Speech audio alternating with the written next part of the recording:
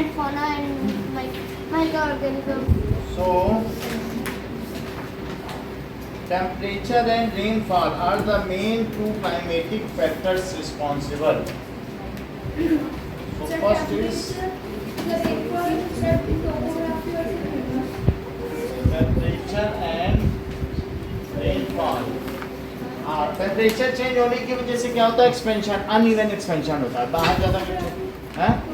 Topography की वजह से तो कहीं पत्थर है, टोपोग्राफी में कुछ लेना देना नहीं है। जैसे कहीं ठंडक है, कहीं गर्मी है, कहीं पहाड़ है, ये सब नहीं है। सॉइल फॉर्मेशन के डिफरेंट 5 फैक्टर्स हैं, देखो जो एरो से फ्लो चार्ट में। तो temperature and rainfall are two main, और ये कौन कौन से हैं? Climatic factors. हमें क्लाइमेट के फैक्टर बताने हैं। तो climatic factors responsible for soil formation, responsible for soil formation. Rainfall क्या करेगा? Rainfall breaks the rock by applying pressure और temperature। इससे क्या होता है? देखो टेम्परेचर क्या करेगा? टेम्परेचर causes क्रैक्स, अनइवन होता है ना हीटिंग इन रॉक्स, और फिर रेनफॉल क्या करेगा? उसे तोड़ देगा, ब्रेक्स द रॉक। तो इस तरीके से सॉइल बन जाती है ना।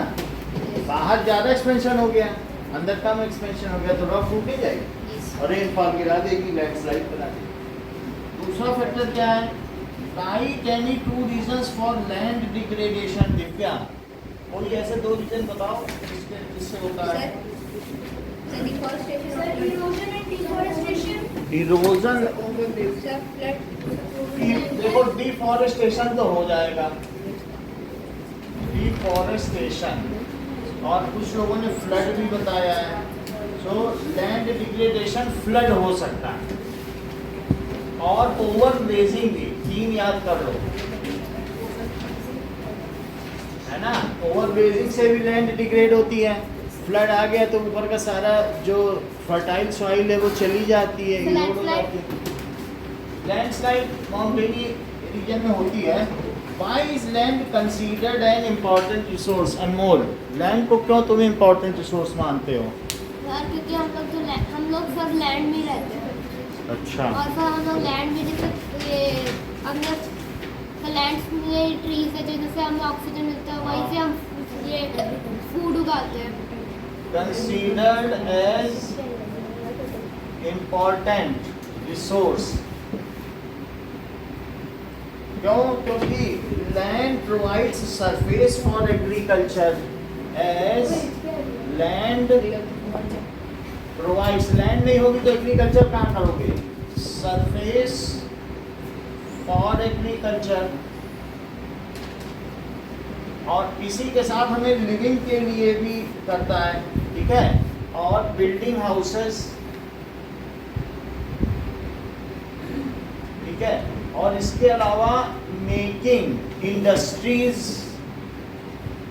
ये सब लैंड पे ही पॉसिबल है।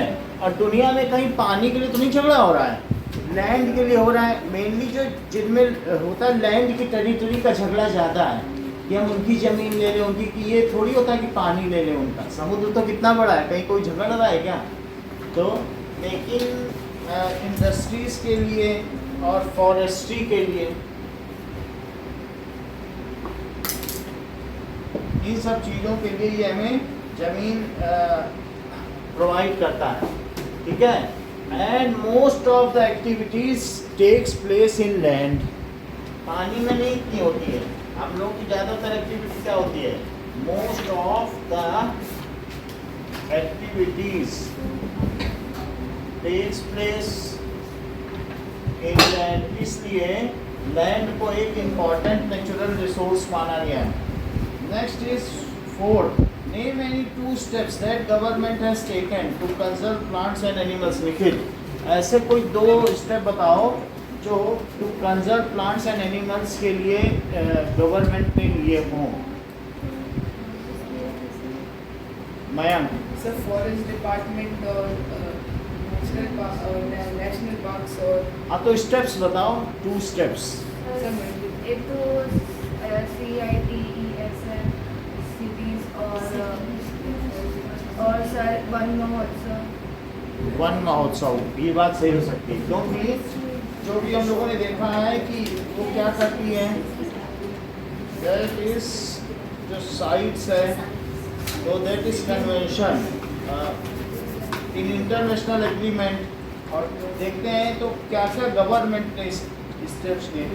Steps taken by government is the establishment of national park, ये ठीक बता रहे हैं, एंड वाइल्ड लाइफ सेंचुरीज, यानी गवर्नमेंट ने ये दोनों चीज़ें बनाई हैं। वन महोत्सव भी हो सकता है, so that we are acknowledged, we should know the consequences of killing animals और डिस्ट्रॉइंग अवर फॉरेस्ट। हमें ये पता होना चाहिए what is the value of these assets. तो इसलिए गवर्नमेंट ने क्या स्टेप्स लिए हैं, steps taken by government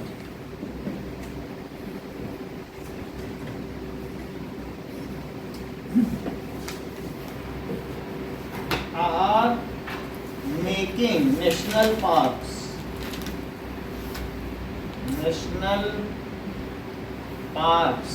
or wildlife sanctuary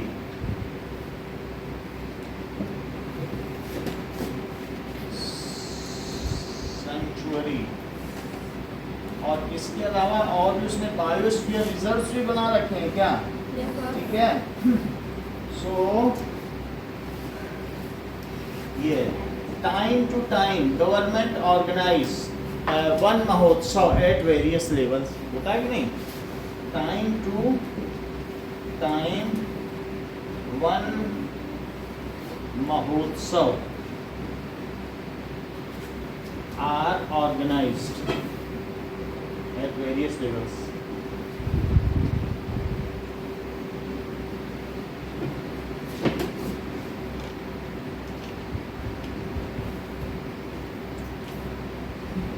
To making us aware. Fifth is suggest 3 ways to conserve water. Divya, तुम किस तरीके से वाटर को कंजर्व कर सकती हो? और रिसाइक्लिंग वाटर, ठीक है, use water in limited quantity, क्या चीज? सर यूज वाटर इन हाँ, लिमिटेड क्वांटिटी। ये बात सही है। 3 ways to conserve water. Water यानी हमें अपनी मिनिमाइज कर देनी चाहिए वाटर रिक्वायरमेंट। पहली बात तो जैसा बताया, रेन वाटर हार्वेस्टिंग तो करनी ही चाहिए। जो रेन वाटर है वो सबसे प्योर है, उसको हमें जमीन के अंदर जमा कर लेना चाहिए। पानी में वेस्टेज नहीं कर सकते हैं। हाँ, बोलो बोलो। और दूसरी चीज that is rain water harvesting है। और in dry regions drip system, तो ड्रिप सिस्टम यूज होता है कि नहीं, तो उससे यूज करके हम पानी बचा सकते हैं। So in dry region drip system should be used.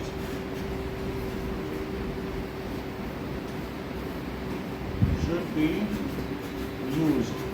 We should minimize our water needs, है ना? We should minimize, यानी हमें वेस्ट नहीं करना चाहिए, बस यही बात। Our water needs। इसके अलावा क्या कर सकते हैं हम कि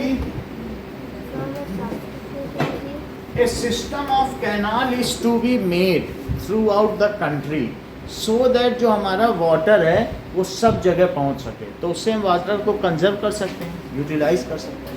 We should not waste water। एक ये भी किया जा सकता है, ठीक है। कितने स्टेप्स ठीक हैं? Suggest 3 ways to प्लास्टिक में फेंक दिया है। Water pollution can be controlled. Water pollution हमें नहीं करना चाहिए। We should not pollute water, तो वाटर कंजर्वेशन होगा कि नहीं? वी शुड नॉट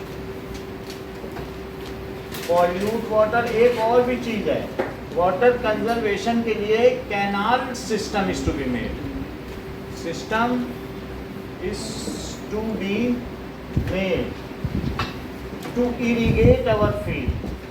इससे क्या होगा, हम जमीन के अंदर का पानी नहीं यूज़ करेंगे।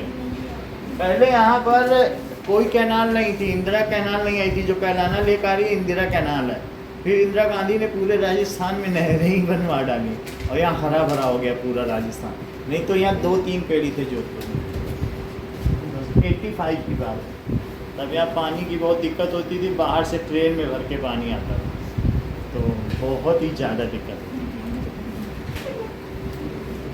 नाउ हम लोग ये क्वेश्चंस करेंगे। First question,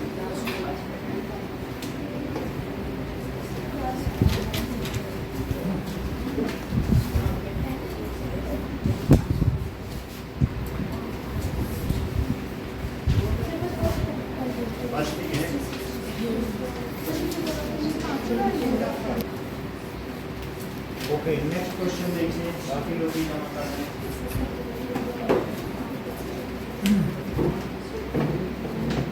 Which of the following is not a factor of soil formation? Time तो फैक्टर है सॉइल फॉर्मेशन का, और क्या चीज़ फैक्टर नहीं है? तो not a factor, soil texture. Second question, so that is first का भी है, सॉइल का जो टेक्सचर है वो सॉइल फॉर्मेशन में कोई योगदान नहीं देता। और आप लोगों के सॉइल फॉर्मेशन के अलग अलग सर लेकिन पैरेंट रॉक में तो टेक्सचर दिखाया है। हाँ, सर पैरेंट रॉक में तो टेक्सचर दिखाया है। डिटरमाइन कलर, ये डिटरमाइन करता है, मतलब पैरेंट रॉक से पता चलता है। और क्या क्या दिखाया है? सर इसमें texture chemical properties, not a factor of soil formation. Sir इसमें सी होना चाहिए, ऑर्गेनिक मैटर। सी होना चाहिए ना, फर्स्ट का सी करो, क्योंकि टेक्सचर से पता चलता है कि कैसी सॉइल थी। अच्छा, which of the following methods is most appropriate to check soil erosion? हाँ, सी क्या है? Organic matter. Organic matter word उसमें नहीं है। सेकंड है कि हम टेरेस कल्टीवेशन कर दें तो सॉइल इरोजन रोका जा सकता है क्या? सो सी, टेरेस कल्टीवेशन। एंड थर्ड देखिए, विच of the it is not in favour of conservation of nature. Switch off the bulb अच्छा है, क्लोज द टैप भी अच्छा है, डिस्पोज पॉली बैग्स, तो C dispose poly bags after shopping.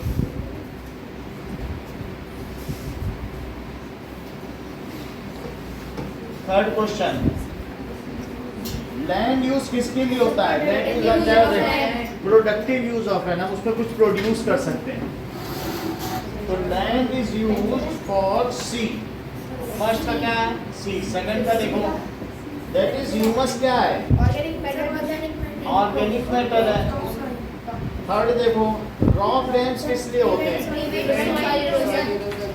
Prevent soil erosion. Fourth देखिए, सही है, so it is narrow zone. Now fourth, state true or false? Ganga Brahmaputra plain of India is an overpopulated region। सही है बात सही, क्योंकि उसमें बहुत ज़्यादा फर्टिलिटी है। तो पहले का आंसर क्या हुआ? सेकंड देखो, वाटर अवेलेबिलिटी पर person in India is declining. True, क्योंकि पहले बहुत ज़्यादा पानी था, लेकिन अब प्रति व्यक्ति पानी नहीं बचा है, नहाने के लिए हर चीज़ के लिए वाटर स्कैरसिटी है, पहले स्कैरसिटी नहीं थी। Now rose of trees planted in coastal area, उससे क्या होता है अर्पित? अगर मान लो कोस्टल एरिया में आपने लगातार रोज ऑफ ट्रीज लगा दिए तो उसका नाम क्या है बेटा? पहले ही लोग बोले थे नहीं। हाँ, वो किस लिए होता है आप बता दो। सर पानी को रोकने के लिए। बहुत अच्छा, बोलो बेटा। हाँ। इंड की मूवमेंट जहाँ पर होती है उसी पर। सही बता रहे हैं। तो ये साइंटिस्ट हैं, ये कल छिपाएंगे, ये कभी ठीक नहीं बताएंगे, क्योंकि फिर सबको बता देंगे तो साइंस खुलासा हो जाएगी। तो इसलिए it is rose of tree shelter belt है, और ये हवा की स्पीड को कम करने के लिए, और हवा कम आएगी तो क्या होगा, सॉइल इरोजन नहीं होगा, क्योंकि हवा से ही वहाँ पर मिट्टी उड़ जाती है। तो that is to check the wind movement is called intercropping. ये तो false. Human interference and change of climate can maintain the ecosystem. अगर जितना इंटरफेयर करेंगे तो ये फॉल्स है। फिर भी मैं बता दूं कि साइंस छिपाने की चीज नहीं है। Let the others get acknowledged by your light. छिपा के क्या करोगे, दुनिया के भला के लिए है। एग्रीकल्चर नेक्स्ट चैप्टर पे आइए।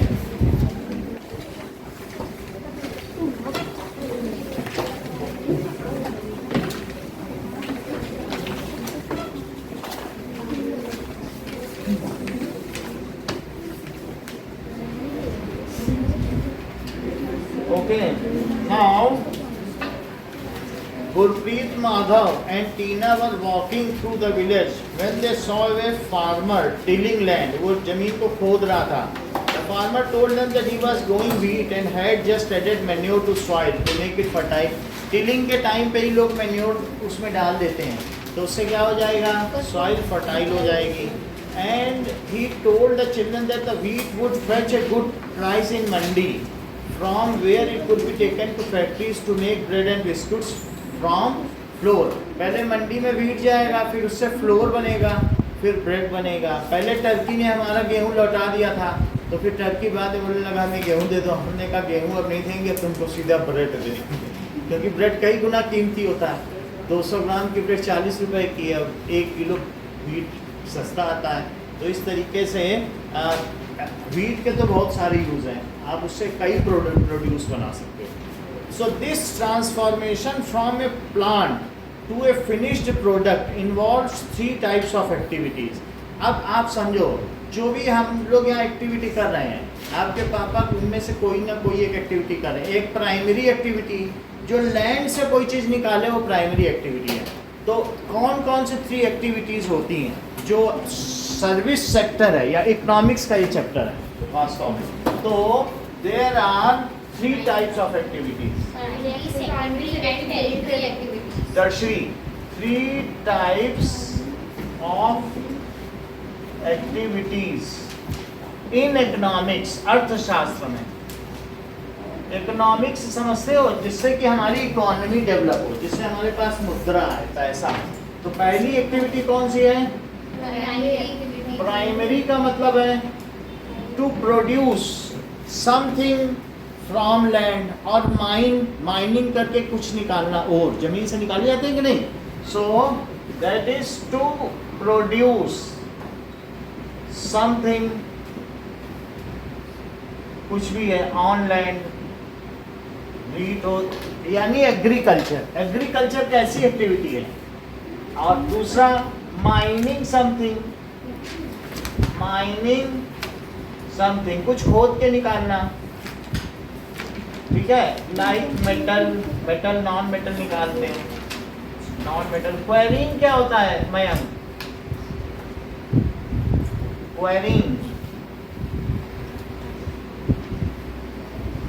क्वेरिंग जैसे जमीन के ऊपर ही ऊपर, यहाँ पर आप मंडोर चले जाओ, वहाँ संगमरमर के पहाड़ है, ऊपर ही ऊपर से निकाल लो, जमीन के अंदर खोद के नहीं निकालना पड़ता है।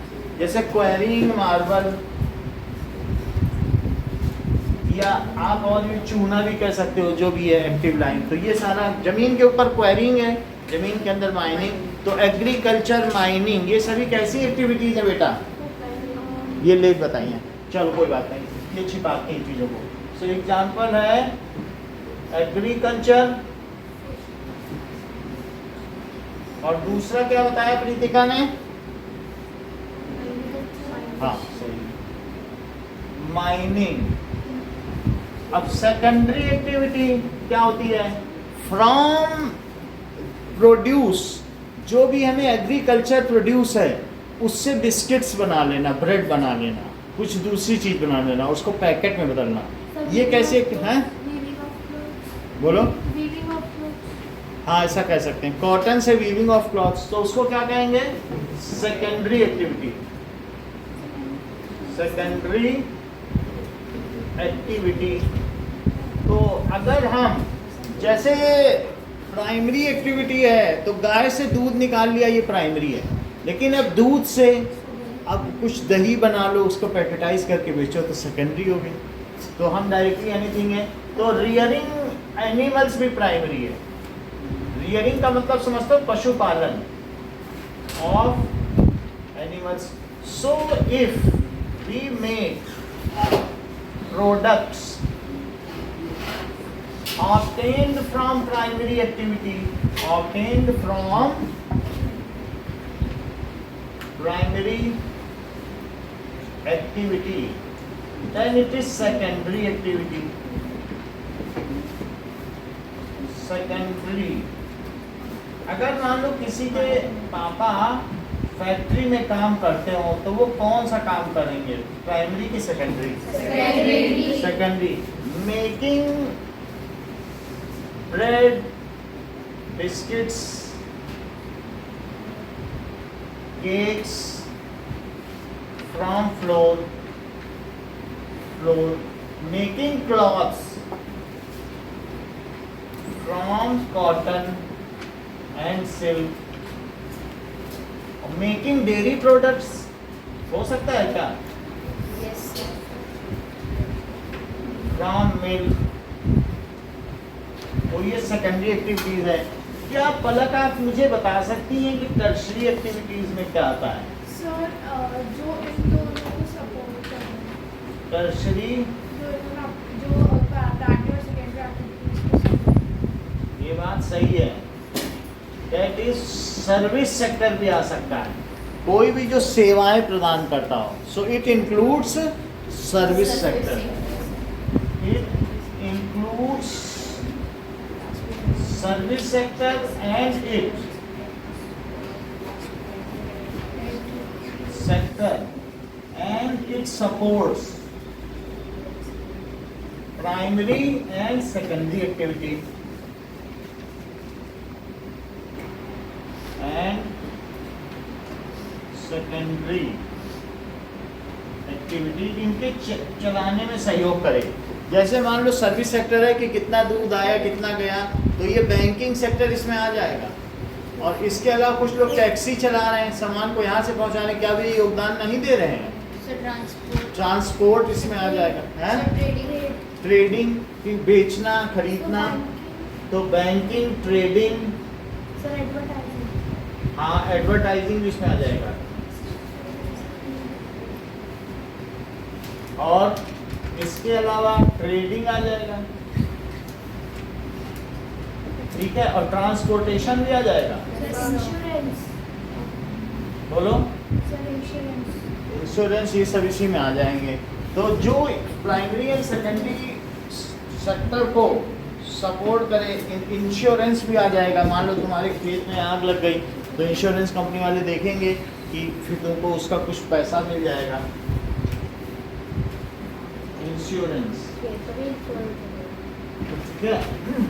तो इस तरीके से हमने देखा कि हमारे कंट्री में जो बहुत सारा रेवेन्यू आता है वो किस सेक्टर से सबसे ज़्यादा आता है? टर्शरी। जो टर्शरी एक्टिविटीज, क्योंकि हमारे बहुत सारे एनआरआई दूसरे देशों में काम करते हैं, वो इतना सारा डॉलर जमा करते हैं और उससे हमारे यहाँ बहुत ज़्यादा रेवेन्यू आता है। हमारी इकॉनमी का बहुत बड़ा हिस्सा बाहर रहने वाले जो भारतवंशी लोग हैं वो देते हैं भारत में। सो हमारे यहाँ की सर्विसेज बहुत अच्छी मानी जाती हैं। जो हमारे यहाँ के इंजीनियर्स हैं वो बहुत मेहनत से काम करते हैं और बहुत फेथफुल हैं, वो कुछ गड़बड़ नहीं करते हैं। और इसके अलावा वो रहने के लिए वो सस्ते में भी रह लेते हैं। Agriculture is primary activity. हमारे यहाँ भारत में, इंडिया में अगर देखा जाए तो हमारे यहाँ की जो 70% फील्ड है वो एग्रीकल्चर में यूज़ हो रही है, ठीक है। तो बाकी रहने के लिए जो 23% इसमें वो फॉरेस्ट्री में है, रहने के लिए आप कह सकते हैं 7% है, बाकी सब एग्रीकल्चर। तो 50% ऑफ पर्सन आर एंगेज। अभी इन्होंने बोल दिया है, ये नई स्टडी होगी बुक में, हमारे में 50% है, 50% लिखा है। तो 50%, 50% ऑफ पर्सन्स मतलब 70% भूमि और 50% लोग एग्रीकल्चर में। अब एग्रीकल्चर से लोग हट रहे हैं, सब ट्रैक्टर से हो रही है। पहले 70% लोग एग्रीकल्चर ही करते थे, लेकिन धीरे धीरे अब कितने परसेंट रह गए हैं? 50% रह गए हैं। Okay, the favourable topography of soil and climate are vital for agricultural activity. Land जिसमें कुछ भी उगाया जाना चाहिए वो एरेबल होनी चाहिए, यानी उसमें हवा आनी चाहिए, जड़ों पे वाटर लॉगिंग नहीं होनी चाहिए, that it should be porous, और साथ में फेवरेबल क्लाइमेटिक कंडीशन हो। सो हमारे यहाँ पर फैलो लैंड बहुत कम है या इनफर्टाइल लैंड भी बहुत कम है, तो हमारे यहाँ ज़मीन खाली नहीं रहती है, हमेशा उसमें कुछ ना कुछ उगा ही रहता है। फैलो लैंड वो है कि हमने एक साल खेती करके छोड़ दिया, तो उसको कहते हैं करंट फैलो, और एक ऐसी भी फैलो लैंड होती है 5-5 साल से खेती नहीं हो रही है, ठीक है, वो सब हमारे यहाँ बहुत कमी है। और इनफर्टाइल कहीं कहीं है, राजस्थान में है इनफर्टाइल लैंड, लेकिन धीरे धीरे वो सब भी अब क्या हो रही है, कन्वर्ट होती जा रही है फर्टाइल लैंड में। तो हमारा अब इसमें अगला वाला देखिए कि खेती कहाँ कहाँ होती है। आप इस मैप को देख रहे हो, ग्रीन पार्ट कहाँ कहाँ है, जरा देखो तो, that is world distribution of arable land. तो इंडिया में आप देखो पूरा खेती के लिए ही कवर है, और जब बाकी जगहों पर आप देखो, अफ्रीका में सहारा मरुस्थल कितना फैला हुआ है, सहारा डेजर्ट। तो हमारे यहाँ अगर आप देखो राजस्थान ही छोटा है बस इंडिया में, सहारा डेजर्ट देख लो, है ना। और एक जगह है वो दैट इज मालवा प्लेट्यू, तो वो मतलब हाँ वो मालवा प्लेट्यू है, छोटा नागपुर रीजन, वो एक पठारी क्षेत्र है, मतलब प्लेट्यू होता है ना, वहाँ कुछ नहीं होता है। अदरवाइज बाकी सभी जगहों पर कुछ, इसमें ज़्यादातर झारखंड का एरिया भी आ रहा है। तो अब इसके अलावा इंडिया में सब कुछ क्या है, पूरा that is arable land. What does it mean by arable land? So fertile land.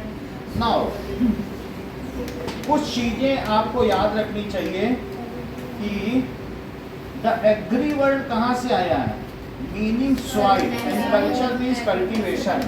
So agriculture, agri plus culture, agri का मतलब है सॉइल और प्लस कल्चर का मतलब है कि कल्टीवेशन, सॉइल में कुछ उगाओ। अगर मैं पानी में उगाऊं तो जैसे पानी में है तो पिस्सी कल्चर, मछलियों को अगर आप कर रहे हैं। इसी तरीके से सेरीकल्चर क्या होता है, जैसे सिल्क वॉर्म का है तो सेरीकल्चर है। विटीकल्चर, हाँ विटीकल्चर, तो इस तरीके से अलग अलग चीज़ों का नाम है। नाउ अब देखो, तो एग्री का मतलब है सॉइल पे कुछ उगाओगे तो फिर एग्रीकल्चर है। 50% of Indians in the world भी लिखा है, इन वर्ल्ड, इंडिया में बात नहीं की गई है, in world 50% people are engaged in agriculture। और इंडिया में क्या बताया गया, 2/3 पॉपुलेशन इन इंडिया, और इन इंडिया बोलो 75%। 2/3 का मतलब क्या हुआ कि 2/3 of 100, 66 हुआ। तो 66% people are engaged in agriculture। तो भारत में 60% लोग हैं, भारत में ज़्यादा लोग खेती पर निर्भर हैं। Land on which crops are grown are is known as arable land. Arable land की डेफिनेशन लिखो, that is arable land, the land on which crops are grown is called arable land। तो आप देख सकते हैं, in the map you can see the agricultural activities concentrated in those region where suitable factors होते हैं। तो जैसे यहाँ पर आप देख रहे हैं, हॉर्टिकल्चर का मतलब देवव्रत क्या है? Sir, the cultivation of vegetables and fruits. Yes, horticulture हो गया, विटीकल्चर इसमें दिखाया गया है, और पिस्सीकल्चर फिश का है, सेरीकल्चर जो सिल्कवॉर्म है, और एग्रीकल्चर। नाउ अब इसमें ये दिखाया गया है मैप में कि agricultural activities concentrated in those region where suitable factors of growing crops, जहाँ पर ज़्यादा ठंडी होगी वहाँ भी फसल नहीं उगेगी। फिर भी आप देखो यूरोप में मोस्टली फसल उग रही है, यूरोप में है पूरा कि नहीं, ग्रीन है। अफ्रीका में कहीं कहीं हो रही है, बाकी साउथ अमेरिका में अमेजॉन के जंगल्स हैं, थोड़ा बहुत ही आप देखो ब्राज़ील में या और कहीं थोड़ा बहुत उग रही है, और यूएसए में एग्रीकल्चर खूब है ना, पूरा ग्रीन है कि नहीं, यही उसकी अमीरी का साधन है। ऑस्ट्रेलिया में भी ठीक ठाक है। और चाइना की इतनी बड़ी पॉपुलेशन है, उसने तिब्बत को ऑक्यूपाई कर लिया है। तिब्बत में आप बताइए कि एग्रीकल्चर ज़्यादा है कि कम? का आप बुक में देखती ही नहीं, मुझे पूछना बोलो। तो शायद कम है क्योंकि वो थोड़ा हाईली है। हाँ ये तो बिल्कुल येलो ही है। उस तिब्बत के रीजन में आप देखो कुछ है, तो तिब्बत में पॉपुलेशन भी बहुत कम है, पर स्क्वायर किलोमीटर 5 या 6 लोग ही रहते हैं, वहाँ ज़्यादा लोग नहीं रहते, बिल्कुल खाली जगह है। उसके ऊपर चाइना के ऊपर मंगोलिया है, वहाँ भी कुछ नहीं है। तो आप देख रहे हैं कि रशिया में भी बहुत थोड़ी थोड़ी जगह ही एग्रीकल्चर है, ठीक है। क्या श्रीलंका पूरा ग्रीन है और पूरा एग्रीकल्चर है? ना। पाकिस्तान में भी एग्रीकल्चर अच्छा है, लेकिन वहाँ करप्शन की वजह से वो लोग गरीब हैं। Now farm system, farm system क्या है? What do you mean by arable land? Srishti, arable land बताओ। So the land on which crops are grown. India में कितने परसेंट पॉपुलेशन? उधर में देखो कितने? 50% नहीं, इंडिया में वर्ल्ड में कितने परसेंट है? सेरिकल्चर से क्या समझते हैं?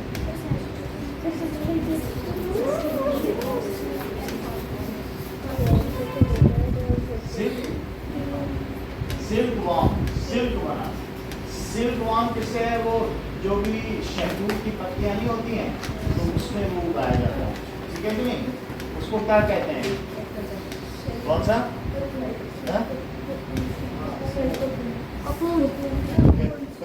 किस पे उगाए जाते हैं वो शहतूत? वो देख लेंगे, ठीक है। हॉर्टिकल्चर क्या है? वेजिटेबल्स। पिस्सीकल्चर क्या है?